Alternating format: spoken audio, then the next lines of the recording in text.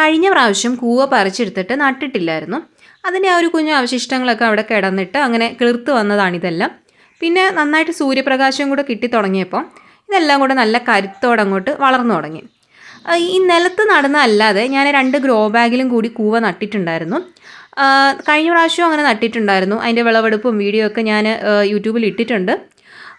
നമ്മൾ ഈ നിലത്ത് നടുമ്പോഴുണ്ടല്ലോ ഈ കൂവ പറിച്ചെടുക്കാനായിട്ട് ഭയങ്കര ബുദ്ധിമുട്ടാണ്.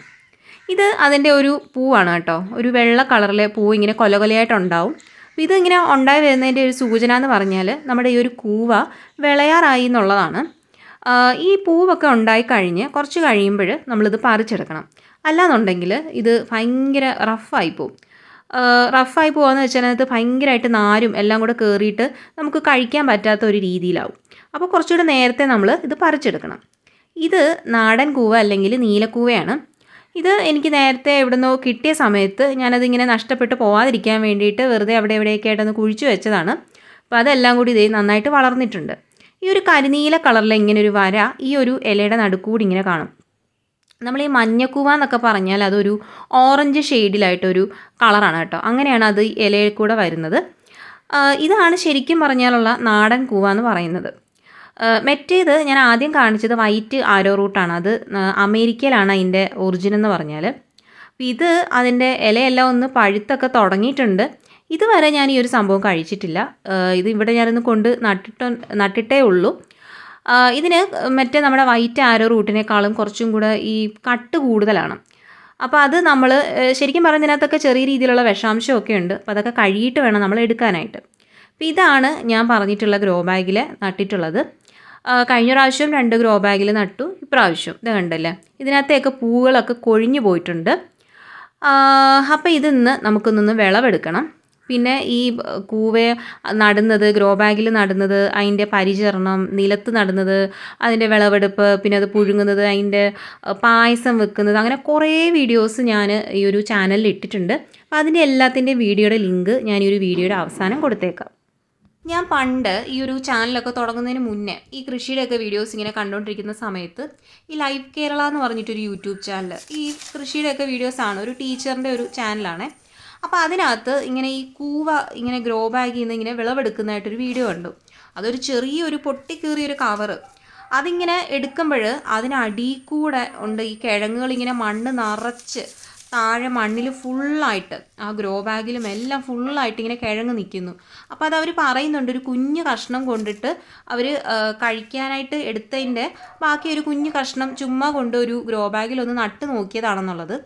വലിയ കെയറിങ്ങും ഒന്നും കൊടുക്കാതെ തന്നെ അവർക്ക് കുറേ കിട്ടിയെന്നൊക്കെയുള്ളത്. അപ്പോൾ ഞാനത് കണ്ടപ്പോൾ എനിക്ക് തോന്നിയതാണ് എന്തെങ്കിലും ഒരിക്കലും ഇങ്ങനെ ഒരു സംഭവം കിട്ടുമ്പോഴൊന്ന് നോക്കണം എന്നൊക്കെയുള്ളത്. ഞാൻ കുഞ്ഞിലെ എങ്ങാണ്ടാണ് ഈ ഒരു കൂവ കഴിച്ചിട്ടുള്ളത്.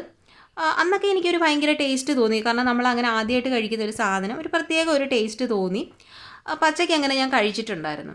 പിന്നെ നമുക്ക് ഈ ഒരു താഴത്തെ പറമ്പിൽ ഇങ്ങനെ കുറേ കൂവ ഉണ്ടായി നിൽക്കുന്നത് കണ്ടപ്പോൾ എന്നാൽ പിന്നെ അത് നമ്മുടെ ഒരു പറമ്പിൽ, എന്തായാലും നമ്മുടെ പറമ്പിൽ വേറെ വലിയതായിട്ടുള്ള കൃഷിയും കാര്യങ്ങളും ഒന്നുമില്ല, ഫുള്ള് ഈ ചൂടലാണ്. അപ്പോൾ ഈ ഒരു കൂവയ്ക്കെന്ന് പറഞ്ഞാൽ അങ്ങനെ വലിയ വെയിലില്ലാത്തടത്താണെങ്കിൽ ഇത് വളരുമെന്നുള്ളതാണ്. എവിടെ കൊണ്ടിട്ടാലും ഇത് വളരും. അപ്പോൾ പിന്നെ നമ്മൾ നമ്മുടെ ഒരു പറമ്പിൽ കുറേ ഈ ഒരു സംഭവങ്ങളെല്ലാം കൂടെ കൊണ്ട് നട്ടു. അങ്ങനെ നട്ട് വിളവെടുത്ത് കഴിഞ്ഞപ്പോൾ ഭയങ്കര ബുദ്ധിമുട്ടായിരുന്നു അതെടുക്കാനായിട്ട്. കാരണം ഇതിൻ്റെ ഈ കിഴങ്ങെന്ന് പറഞ്ഞാൽ മണ്ണിനടിയിലോട്ട് പോവും. നമ്മൾ അങ്ങനെ ഇളക്കി വരുമ്പോഴേക്കും പകുതി ഒടിഞ്ഞു പോയിട്ടുണ്ടാവും. അപ്പോൾ അതുകൊണ്ട് തന്നെ ഞാൻ ഗ്രോ ബാഗിൽ വെച്ചപ്പോൾ കഴിഞ്ഞ പ്രാവശ്യമാണെങ്കിലും ഭയങ്കര എളുപ്പമാണ്. അങ്ങോട്ട് കമിഴ്ത്തി ഇടുക കണ്ടില്ലേ, ഇതുപോലെ ഒന്ന് വലിച്ചെടുത്ത് കഴിയുമ്പോൾ തന്നെ നമുക്ക് ആ ഒരു കൂവ ഫുള്ള് നമുക്ക് കിട്ടും, എങ്ങോട്ടും പോകത്തില്ല. എനിക്ക് തോന്നുന്നു ഈ ഒരു ചാക്കിൽ ഇതിൻ്റെ അടിയിലോട്ട് കിഴങ്ങ് പോയിട്ടുണ്ടായിരുന്നേ. ഇത് ഞാനൊരു ഓടിൻ്റെ പുറത്താണ് വെച്ചിട്ടുണ്ടായിരുന്നത്. കുറച്ചും കൂടെ നിലത്തോട്ടൊക്കെ ആയിരുന്നെങ്കിൽ കുറച്ചുകൂടെ താഴോട്ടൊക്കെ പോയേനെ. ഇത് ഞാൻ പ്രാവശ്യം നട്ടിട്ട് വലിയൊരു കെയറോ ഒന്നും കൊടുത്തിട്ടില്ലായിരുന്നു, മണ്ണ് പോലും ഇട്ട് കൊടുത്തിട്ടില്ലായിരുന്നു. അപ്പോൾ നിങ്ങൾക്കാണെങ്കിലും ഇങ്ങനെ കൂവയൊക്കെ ഇഷ്ടം ഉള്ളവരാണെങ്കിൽ ജസ്റ്റ് ഒന്നാമത് എല്ലായിടത്തും കാണുന്നൊരു സംഭവമാണ്. ഇത് ചുമ്മാ നിങ്ങളൊന്ന് നട്ട് നോക്കുക. പിന്നെ നമ്മൾ വലിയ കെയറിങ് ഒന്നും കൊടുത്തില്ലെങ്കിലും കുഴപ്പമില്ല. അതിൻ്റെ ഒരു പൂവൊക്കെ ആയി കഴിയുമ്പോൾ തന്നെ നമുക്ക് ഇതുപോലെ പറിച്ചെടുക്കാം. അപ്പോൾ കണ്ടില്ലേ, നല്ല നല്ല വെള്ള കളറിലെ നല്ല കൂവ നമുക്ക് കിട്ടും. അപ്പോൾ ഇതാണ് നമ്മൾ ഈ ആരോ റൂട്ട് ബിസ്ക്കറ്റൊക്കെ ഇല്ലേ അതിനകത്തൊക്കെ ചേർക്കുന്നത്, ഈ ഒരു വൈറ്റ് ആരോ റൂട്ട്. അപ്പോൾ ഇത് കുറേ ഗുണങ്ങളൊക്കെ ഉള്ളതാണ്. ഞാൻ ഇതിന് കുറേ വീഡിയോസൊക്കെ ചെയ്തിട്ടുണ്ട്, അതിനകത്തൊക്കെ ഉള്ളതാണ്. ഇതിൽ കാൽസ്യം, അയൺ, പിന്നെ അതുപോലെ പൊട്ടാസ്യം, സോഡിയം ഇതെല്ലാം ഉണ്ട്. അപ്പോൾ ഇതിൻ്റെ പൊടിയൊക്കെ നമ്മൾ ഈ വയറ് സംബന്ധമായിട്ടുള്ള പ്രശ്നങ്ങൾക്കൊക്കെ ആണെങ്കിലും നല്ലതാണ്.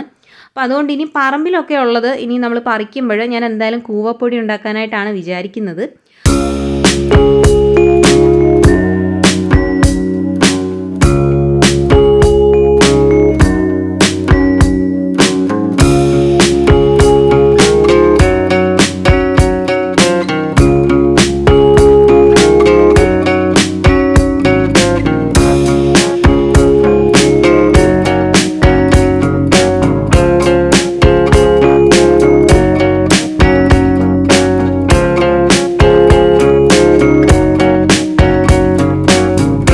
നിങ്ങൾക്ക് മനസ്സിലായില്ലേ, മണ്ണ് കുറച്ചായാലും മതി, ഇത് നമുക്ക് നന്നായിട്ട് ഉണ്ടാക്കി കിട്ടുന്നതായിരിക്കും.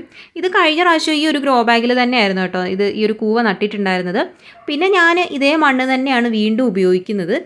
ഞാൻ പറഞ്ഞില്ലേ, നമ്മൾ ഈ ഗ്രോ ബാഗിൽ ചാക്കിലൊക്കെ ഇതുപോലെ എന്തെങ്കിലുമൊക്കെ നട്ട് വെച്ചാൽ വളരെ എളുപ്പമാണ്. ഇങ്ങോട്ട് ഇതേ കണ്ടില്ലേ, നമ്മളൊന്ന് കമിഴ്ത്തി ഇടുന്നു, തട്ടുന്നു, എടുക്കുന്നു, വളരെ എളുപ്പം. ഇത് പക്ഷേ മണ്ണിലാണെങ്കിലാണ് ഭയങ്കരമായിട്ട് ബുദ്ധിമുട്ടുള്ളത്.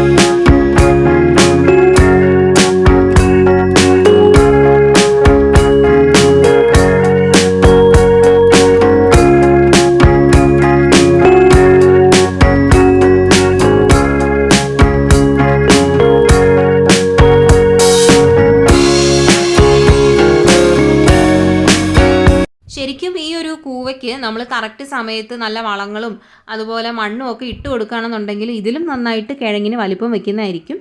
പക്ഷേ ഇത് എന്തായാലും ഇത്രയൊക്കെ എനിക്ക് കിട്ടിയിട്ടുണ്ട്. പിന്നെ ഞാൻ പറഞ്ഞില്ലേ, അതേണ്ടി ഇതിൻ്റെ ഈ ഒരു ഭാഗം കണ്ടോ, ഈ ഒരു ഭാഗം തന്നെ നട്ടാൽ തന്നെ നമുക്ക് നന്നായിട്ട് കൂവ ഉണ്ടായി കിട്ടുന്നതാണ്. പിന്നെ ഇതൊക്കെ കുറച്ചും കൂടെ കഴിഞ്ഞിരുന്നെങ്കിൽ ഇത് ഫുള്ള് കൂവയായിട്ട് വളർന്നു നിന്നേനെ. ഇത് നന്നായിട്ട് വിളഞ്ഞിട്ടുള്ളതാണ്. അപ്പം അങ്ങനെയാണ് ഈ ഒരു കൂവയുടെ കാര്യം എന്ന് പറഞ്ഞാൽ. പിന്നെ നമ്മൾ ഈ കൂവ പറിച്ചെടുത്തിട്ട് അതിൻ്റെ ആ ഒരു തണ്ടും ഇലയൊക്കെ നമുക്ക് കമ്പോസ്റ്റിനകത്തോ അല്ലെങ്കിൽ പച്ചക്കറിക്ക് പൊതയായിട്ടൊക്കെ ഇടാൻ കൊള്ളാം. അല്ല ബാക്കി നമുക്ക് വീണ്ടും നടാനായിട്ടോ ഒക്കെ എടുക്കാം. അതല്ലാതെ നമ്മൾ ഒന്നിൻ്റെയും ചുവട്ടിൽ കൊണ്ട് അതിൻ്റെ വേരിടരുത്. അത് അവിടെ തന്നെ കിടന്ന് വളർന്നു വരും. ഇതിന് വലിയ കെയർ ഒന്നും വേണ്ടാത്തതാണല്ലോ. അപ്പം ഞാൻ എന്തായാലും നമുക്ക് ഈ കൂവ പറിച്ചെടുത്തത് പുഴുങ്ങാമെന്ന് വിചാരിക്കുന്നു. ഇതിന് മുന്നേ ഞാൻ കൂവ പറിച്ചെടുത്തിട്ട് പായസം ഉണ്ടാക്കുന്ന വീഡിയോ അങ്ങനെയൊക്കെ കാണിച്ചിട്ടുണ്ട്. പ്രത്യേകിച്ച് തിരുവാതിര വ്രതം ആ ഒരു സമയമൊക്കെ ഉണ്ടല്ലോ, ധനുമാസം ആ ഒരു സമയത്തൊക്കെ ഇതിന് കൂവ വിരകിയതെന്നൊക്കെ പറഞ്ഞിട്ട് എനിക്കൊന്ന് ഇൻസ്റ്റഗ്രാമിലൊക്കെ ആ സമയത്തൊക്കെ കുറേ ട്രെൻഡിങ് ആയിട്ട് വരുന്നൊരു സംഭവമാണ്. അപ്പോൾ അതൊക്കെ ഈ ഒരു കൂവ ജസ്റ്റ് ഒന്ന് ചതച്ചെടുത്തിട്ട് അങ്ങനെയൊക്കെ ശർക്കരയും തേങ്ങയും നെയ്യും ഒക്കെ ചേർത്തിട്ട് ചെയ്യുന്നതാണ് കേട്ടോ. ഭയങ്കര ടേസ്റ്റാണ്. അപ്പോൾ ഞാനത് കുറേ ഇതെടുത്ത് കാന്താരി എടുത്തിട്ടുണ്ട്. പിന്നെ ഇത് കൂവ വൃത്തിയാക്കാനായിട്ട് ഭയങ്കര എളുപ്പമാണ്. ജസ്റ്റ് അതിൻ്റെ തൊലിയും എല്ലാം ഒന്ന് ഇളക്കി കഴിയുമ്പോൾ തന്നെ നല്ല വെള്ള കളറിൽ നല്ല ശംഖ് പോലെ ഇരിക്കുന്ന നമ്മുടെ കൂവ കിട്ടും. പിന്നെ ഇത് ഞാൻ കഴിഞ്ഞ ദിവസം നമ്മുടെ ചാക്കിലെ ചേനയുണ്ടല്ലോ അതാണ് കേട്ടോ. എനിക്ക് ഈ ഒരു സംഭവമൊക്കെ പുഴുങ്ങി കഴിക്കാനും ഒക്കെ ഇഷ്ടമാണ്. പ്രത്യേകിച്ച് നമ്മുടെ വീട്ടിൽ തന്നെ ഉണ്ടായിട്ടുള്ളതാണല്ലോ, നല്ല ഫ്രഷ് ചേനയും കൂവയൊക്കെയാണ്. അപ്പോൾ ഇതെല്ലാം ഒന്ന് ചെത്തിയെടുത്തിട്ട് ഒന്ന് പുഴുങ്ങാമെന്നാണ് വിചാരിക്കുന്നത്. പിന്നെ ഇത് നമ്മുടെ വീട്ടിൽ തന്നെ ഉള്ളതായതുകൊണ്ട് അത്ര വലിയ ഉണങ്ങിയിട്ടൊന്നുമില്ല കേട്ടോ, നല്ല ഫ്രഷ് ആയിട്ടിരിക്കുന്നു. അപ്പോൾ ഇതെല്ലാം ചെത്തി വൃത്തിയാക്കിയിട്ട് കുറച്ച് വെള്ളവും കൂടെ ഒന്ന് ഒഴിച്ചിട്ട് ഒന്ന് വെക്കുകയാണ്. ഒരു 4 വിസിലൊക്കെ കൊണ്ട് റെഡിയാവും. പിന്നെ ഈ ചേന പെട്ടെന്ന് വെന്ത് കിട്ടും, കൂവയ്ക്ക് ഒരു അത്യാവശ്യം നന്നായിട്ട് വേവുണ്ട്. എന്തായാലും ഞാൻ എല്ലാം കൂടെ ഒന്നിച്ചങ്ങ് ഇട്ടു. ഈ കൂവയ്ക്ക് കപ്പയുടെ രുചിയാണേ. പിന്നെ ഇത് ഈ പുഴുങ്ങി കഴിക്കുമ്പോൾ ഇതിനകത്ത് കുറേ നാരിൻ്റെ ഒരു പ്രശ്നം ഉണ്ടാവും. നമ്മൾ ഈ കരിമ്പൊക്കെ കഴിക്കത്തില്ല അതുപോലെ. അല്ലാതെ വേറെ വലിയ കുഴപ്പമൊന്നുമില്ല, നല്ല ടേസ്റ്റൊക്കെ ഉള്ളതാണ്. അപ്പോൾ നിങ്ങൾ ഇതുപോലെ എവിടെയെങ്കിലുമൊക്കെ ഈ കൂവ കാണുന്നുണ്ടെങ്കിൽ നിങ്ങൾ ജസ്റ്റ് അതിൻ്റെ കിഴങ്ങോ അല്ലെങ്കിൽ അതിൻ്റെ തണ്ടോ എന്തെങ്കിലുമൊക്കെ മുറിച്ചൊന്ന് നട്ട് നോക്കുക.